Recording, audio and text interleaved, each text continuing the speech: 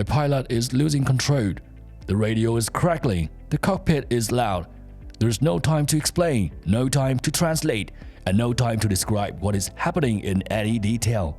So, one word has to do all of that work at once. It has to cross the language barriers instantly. It has to cut through the static. It has to stop every other conversation on the frequency and carry a single message. Someone needs help right now. The word is Mayday. You might have heard it in films. You probably know it signals something terrible. But why that word? Why not help or emergency? And why does it have to be said 3 times? The story of Mayday is not a story about aviation jargon. It is a story about what happens when the confusion itself becomes the danger and how one carefully chosen word was built to defeat it.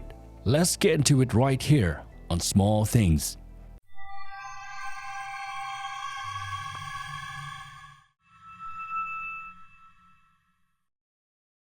One word, one function. At its core, Mayday is an internationally standardized distress call.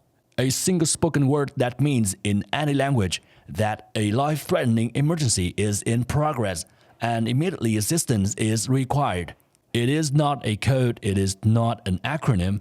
It was chosen because it sounds like something a person in genuine fear might say, and because it sounds the same coming from anyone's mouth regardless of their native language.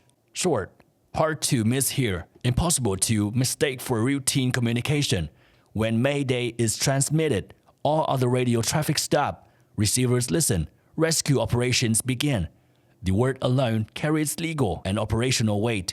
It initiates a response that no other single word in radio communication can.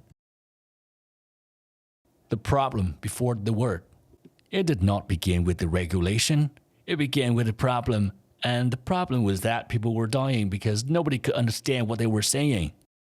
In the early decades of aviation and radio communication, roughly in the 1910s and 1920s, European airspace was becoming busy, international and dangerous. Pilots communicated with ground stations by radio. Those radios were primitive by any standard, weak transmitters, fragile receivers, and constant atmospheric interference that turned a clear voice into noises within few miles. A garbled emergency call was almost as useless as no call at all, and in aviation, useless and fatal often meant the same thing. Then there was the language problem. British pilots flew over France. French controllers managed traffic arriving from multiple nations. German and Dutch aircraft shared the same frequencies.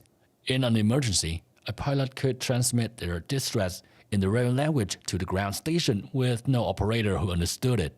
Calls for help or emergency means nothing when people don't understand you because they only speak French or German.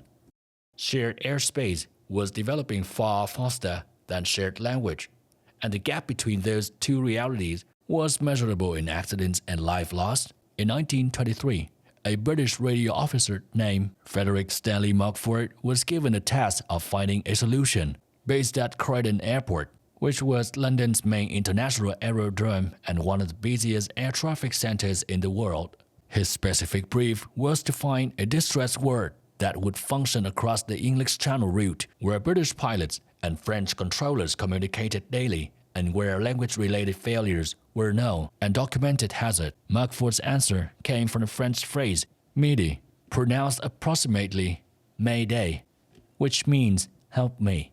It was short enough to transmit quickly. It needed no translation for anyone working regularly along that corridor. And when spoken by a native English speaker, it emerged sounding close enough to the French original to be understood across the language barrier it was designed to bridge. His recommendation was adopted, and the anglicized form, Mayday, entered the official distress protocol, and the word spread from channel aviation into maritime communication, and then into global standards later formalized by the International Telecommunication Union. One officer, one phrase, one stretch of water, a word now capable of triggering emergency response in every sky and on every ocean on the earth. Why 3 times, and why that sound? So why does Mayday have to be said 3 times, and what makes the word itself so effective as a signal? Start with the radio environment of a real emergency. Static is not evenly distributed noise. It comes in bursts. A word transmitted in a quiet moment arrives clearly. The same word a second later might be completely swallowed. A single transmission of Mayday could be lost between 2 bursts of interference. 2 transmissions might catch one and misses the other. 3 consecutive repetitions, spaced naturally in speech, raise the probability that at least one reaches the receiver clearly to something approached suddenly. But repetition does more than cover for static. Saying Mayday once could be a slip. Saying it twice creates ambiguity. Saying it 3 times removes all doubt. No frequency could hear Mayday, Mayday, Mayday and interpret as a routine communication. The protocol exists because in an emergency, the cost of a missed signal is a failed rescue. The cost of saying the word 3 times is nothing. The word itself was chosen with the same precision. Mayday contains sounds that are phonetically stable across languages. The M sound, along with A vowel, and the D. None of these are easily confused with other sounds even through heavy static or a strong accent. Compare this to the word help, which through interference might arrive as held, belt, or shove. What about emergency, which across a degraded signal often collapses into unresolvable cluster of consonants? Mayday is short enough that even a partial transmission is usually sufficient to identify it. The word opens a channel. The full protocol that follows provides the information responders need: the name of the aircraft or vessel, position, nature of the emergency, number of people on board. Mayday begins the conversation. Everything else is possible once that channel is open and responders are listening. It has nothing to do with May. The most common assumption about Mayday is that it comes from the English phrase May Day, the first day of May, somehow repurposed as an emergency call. That assumption is entirely wrong, and the real origin is more interesting. Mayday comes from French. The phrase midi, meaning help me, was chosen because it could be understood by both French and English speakers at a time when European aviation emergency communication crossed a single stretch of water where both languages were in daily use. It has nothing to do with the calendar. The spelling Mayday was an anglicization that preserved the sound while making it easier for English speakers to use and transmit reliably. The second misconception is that Mayday covers every level of emergency. International protocol actually distinguished in 2. Mayday is reserved strictly for immediate danger to life, fire, structural failure, or loss of control. The other word is pan, from the French word pan, meaning breakdown, covers urgent situations that are serious and could become dangerous but do not yet involve an immediate threat. A medical concern on board, a mechanical fault, a navigation problem requiring attention. The distinction determines which resources respond, how quickly, and in what strain. Misusing Mayday is treated seriously under aviation and maritime law. A false declaration diverts rescue aircraft, Coast Guard vessels, and emergency services from a situation where they may be genuinely needed. The legal consequences exist specifically to protect words' weight, because that weight is what makes it effective when someone's life actually depends on it. Steal the word, steal the signal. Today, you will find Mayday functioning across every environment where humans operate in conditions that can kill them. In aviation, it remains the primary voice distress signal, used alongside the automated transponder codes and digital system that can transmit position and identity without a human voice. Both together produce the fastest rescue response, but the voice call remains because it carries the information no automatic system can convey. The specific nature of the emergency, the condition of the people on board, and the trained judgment of an operator about what assistance is actually needed.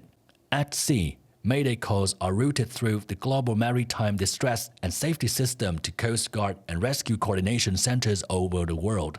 A call transmitted in the mid-Atlantic reaches a maritime rescue authority within minutes. The word that Frederick Markford recommended for channel flights now mobilizes emergency response on every ocean on the planet. The call has extended beyond professional pilots and sailors.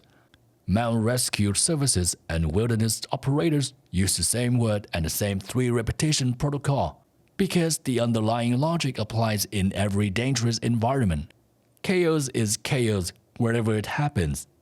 A word that cuts through it and demands an immediate response is still exactly what emergency communication requires.